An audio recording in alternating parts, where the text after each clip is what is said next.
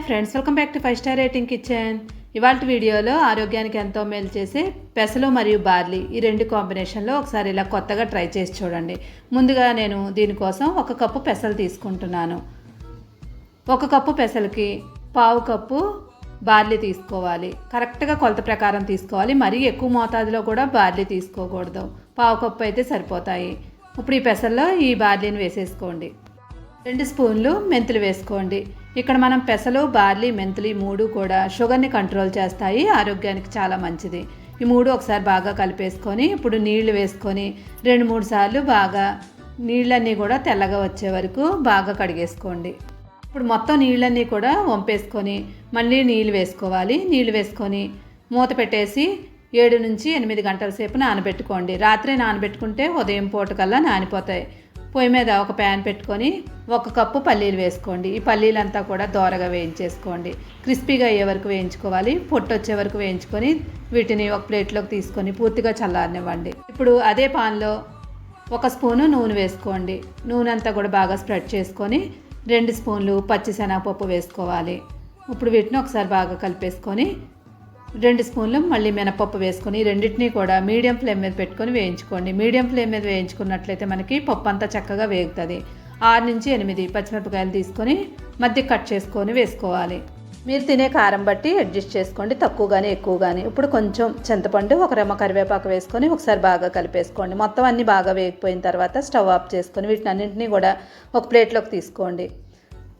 మనకి రాత్రి నానబెట్టిన పప్పు నానిపోయింది. కొంచెం మనకి పెసలు కొంచెం ఉబ్బినట్టు అవుతాయి. ఇప్పుడు దీన్ని బాగా కడిగేసుకొని ఒక మిక్సీ గిన్నె తీసుకొని దానిలో పచ్చిమిరపకాయలు 6 తీసుకొని మధ్య కట్ చేసి వేసేసుకోండి. తర్వాత అల్లం 1 ఇంచు వరకు తీసుకొని ముక్కల కింద కట్ చేసి వేసుకోండి. కడిగి ఉంచుకున్న పెసలు ఉన్నాయి కదా బార్లీని, వీటిని అన్నిటినీ కూడా నీళ్ళు లేకుండా ఈ మిక్సీ గిన్నెలో వేసుకోవాలి. ఇప్పుడు ఒకసారి బరకగా మిక్సీ చేసుకోండి. సగం వేసుకున్నాను ఇక్కడ, మిగిలింది పక్కన పెట్టేసుకోండి. బరకగా మిక్సీ చేసుకోండి ముందు, అప్పుడే మనకి త్వరగా నలిగిపోద్ది. తర్వాత 1 కప్పు నీళ్లు వేసుకొని మళ్ళీ మెత్తగా పేస్ట్ చేసుకోవాలి.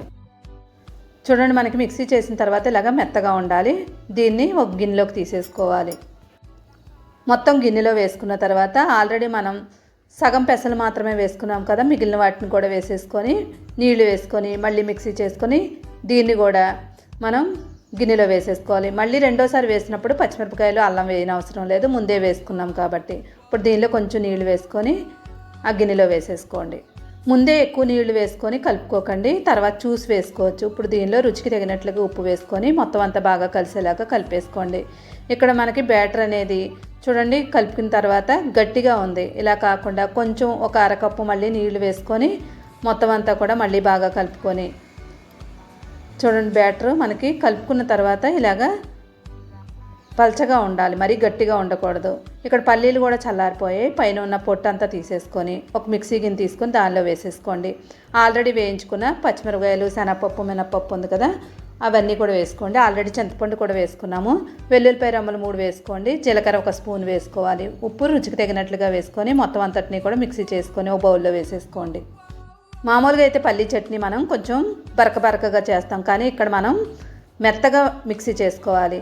ఇలా మెత్తగా మిక్సీ చేసుకున్నట్లయితే మనకి ఈ చట్నీ టేస్ట్ చాలా బాగుంటుంది. ఇప్పుడు పొయ్యి మీద ఒక కడాయి పెట్టుకొని 1 స్పూన్ నూనె వేసుకొని 1/2 స్పూన్ ఆవాలు వేసుకోండి. ఆవాలు చిట్పట్ అన్న తర్వాత 1/2 స్పూన్ జీలకర్ర వేసుకోవాలి. తర్వాత 1/2 స్పూన్ పచ్చిశనగపప్పు, 1/2 స్పూను మినపప్పు వేసుకొని ఒక 2 ఎండుమిరపకాయలు, 1 రెమ్మ కరివేపాకు వేసుకొని వేగిన తర్వాత మనం తయారు చేసుకున్న చట్నీలో ఇది కలిపేసుకోండి.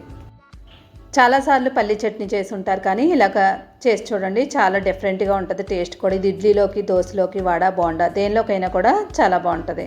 ఇప్పుడు ఈ చట్నీ పక్కన పెట్టుకొని పొయ్యి మీద ఒక కడాయి పెట్టుకోండి. దానిలో 3 స్పూన్లు నూనె వేసుకోండి. నూనె బాగా వేడైన తర్వాత 1 స్పూను పచ్చిశనగపప్పు, 1 స్పూను మినపప్పు వేసుకోవాలి. ఈ రెండింటినీ కూడా 1 నిమిషం పాటు వేయించేసుకోండి. మీడియం ఫ్లేమ్ మీద పెట్టుకోండి. తర్వాత 1 స్పూను ఆవాలు వేసుకోవాలి. జీలకర్ర 1/2 స్పూన్ వేసుకోండి. ఇప్పుడు పోపులన్నీ కూడా 2 నిమిషాలు వేగిన తర్వాత 3 పచ్చిమిరపకాయలని చిన్న ముక్కల కింద కట్ చేసి వేసుకోండి. తర్వాత 1 ఉల్లిపాయను తీసుకొని ఉల్లిపాయను కూడా చిన్న ముక్కల కింద కట్ చేసి వేసుకోవాలి. 1 రెమ్మ కరివేపాకు వేసుకోండి. ఈ ఉల్లిపాయలు పచ్చిమిరపకాయలు అన్నింటినీ కూడా 2-3 నిమిషాలు వేయించుకొని క్యారెట్ చిన్న ముక్కల కింద కట్ చేసుకొని వేసుకొని మొత్తం అన్నింటినీ కూడా బాగా వేయించేసుకోండి. ఆల్రెడీ పల్లీలు వేయించి ఉంచుకున్నాం కదా, వాటిని కొంచెం తీసుకొని ఇప్పుడు వేసేసుకోండి. ముందే వేయించినట్లయితే కనుక ముందే పల్లీలు వేసుకొని వేయించుకోవాలి. అల్లం ఒక చిన్న ముక్క తీసుకొని చిన్న ముక్కల కింద కట్ చేసుకొని వేసుకొని మొత్తం అంతటినీ కూడా బాగా వేగనివ్వండి. బాగా వేగిన తర్వాత ఇక్కడ 4 కప్పుల వరకు నేను నీళ్లు తీసుకుంటున్నాను. ఈ నీళ్ళన్నీ కూడా బాగా మరగనివ్వాలి. ఏ కప్పుతో అయితే మనం నీళ్లు తీసుకున్నామో అదే కప్పుతో రవ్వ తీసుకుంటాం మనం. రుచికి తగినట్లుగా ఉప్పు వేసుకోండి. ఇప్పుడు ఈ నీళ్ళన్నీ కూడా బాగా మరగనివ్వండి. ఇది మరిగేలోపు ఒక ప్లేట్ తీసుకొని దానిలో 2 ఉల్లిపాయలని చిన్న ముక్కల కింద కట్ చేసుకోండి. బాగా చిన్నగా కట్ చేసుకోవాలి. ఒక క్యారెట్ని తురుముకొని తీసుకోండి. దీన్ని కూడా ఈ ప్లేట్లో వేసుకోండి. తర్వాత 2 స్పూన్లు జీలకర్ర తీసుకోండి. జీలకర్ర ఎంత తీసుకుంటే అంత టేస్ట్ ఉంటుంది. ఇప్పుడు ఈ మూడింటిని కూడా బాగా కలిపేసుకోండి. ఒకవేళ క్యారెట్ లేకపోతే స్కిప్ చేసుకోండి, వేసుకున్నా పర్లేదు, వేసుకోకపోయినా పర్లేదు. ఇక్కడ నీళ్ళన్నీ కూడా చూడండి మనకి మరిగిపోతున్నాయి.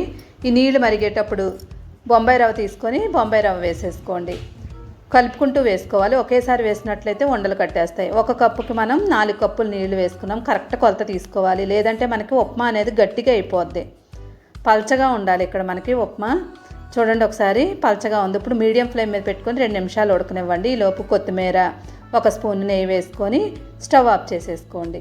చూసారు కదా, మనకి ఈ ఉప్మా అనేది చాలా పల్చగా ఉంది. ఇలాగ ఉండాలి, గట్టిగా అయితే అసలు ఉండకూడదు. ఇప్పుడు దీనిని కూడా పక్కన పెట్టేసుకోండి. బార్లీ పెసలు కూడా రుబ్బుకున్నాం కదా, ఆ పిండిని మళ్ళీ ఒకసారి కలిపేసుకోండి. ఇది మనకి నానే పని లేదు. పొయ్యి మీద దోస పాన్ పెట్టేసుకొని బాగా వేడైన తర్వాత ఈ బ్యాటర్ని వేసుకొని పల్చగా చేసుకోవాలి. మనం మరీ దళసరిగా అయితే ఉండకూడదు. పల్చగా చేసుకోండి, ఏం కాదు, ఇరిగిపోదు అసలు. ఇలా పల్చగా చేసుకోవాలి. దీనిపైన మనం కలిపి ఉంచుకున్న ఉల్లిపాయలు, క్యారెట్, జీలకర్రని వేసేసుకోండి. మంటను మాత్రం దోస వేసిన తర్వాత మీడియం ఫ్లేమ్ మీదకి టర్న్ చేసేసుకోండి. ఇప్పుడు 2 స్పూన్లు నూనె వేసుకొని చుట్టూరు కూడా కలర్ మారే వరకు మనం ఈ దోశ అంతా కూడా కలర్ మారిపోవాలి. మనకి పైన అంతా లేయర్ అంతా కూడా మనకి ఎల్లోగా కాకుండా ఇలాగా కలర్ మారే వరకు వేయించుకోవాలి. ఇప్పుడు మనం తయారు చేసుకున్న ఉప్మాని మధ్యకి వేసుకొని చుట్టూరు ప్రెస్ చేసేసుకోండి. ఈ ఉప్మా మనం పల్చగా చేసుకుంటేనే మనకి స్ప్రెడ్ అవుతుంది చుట్టూరు అంతా కూడా, లేదంటే మనం స్ప్రెడ్ చేసుకోవడం కష్టమవుతుంది. అందువల్లే మనం పల్చగా చేసుకోవాలి. మొత్తం స్ప్రెడ్ చేసుకున్న తర్వాత దోశ అంతా కూడా చూడండి మనకి ఇలాగా పల్చగా చక్కగా వచ్చేసింది. పైకి లేసిపోయిన వెంటనే మనకి పెసరట్టు ఉప్మా రెడీ అయిపోయింది. ఇక్కడ మనం బియ్యం యాడ్ చేయలేదు. బియ్యం ప్లేస్లో మనం బార్లీ తీసుకున్నాము.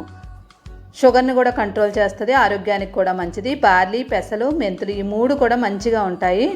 చూడండి మనకి చాలా క్రిస్పీగానే వస్తుంది. అయినా కూడా దోశ అసలు మనకి మెత్తగా అనేది ఉండదు, పల్చగా కూడా వేసుకోవచ్చు. దీంతో మనం తయారు చేసుకున్న పల్లీ చట్నీ టేస్ట్ చేసి చూడండి. ఈ దోశ మనకి చాలా హెల్దీ అయినది. వీడియో నచ్చిందంటే తప్పకుండా లైక్ చేయండి. లైక్ చేసి ఇలాంటి ఆరోగ్యకరమైన హెల్దీ రెసిపీస్ ఎన్నో మన ఛానల్లో ఉన్నాయి, సబ్స్క్రైబ్ చేసుకోండి. Thank you for watching 5 star rating kitchen.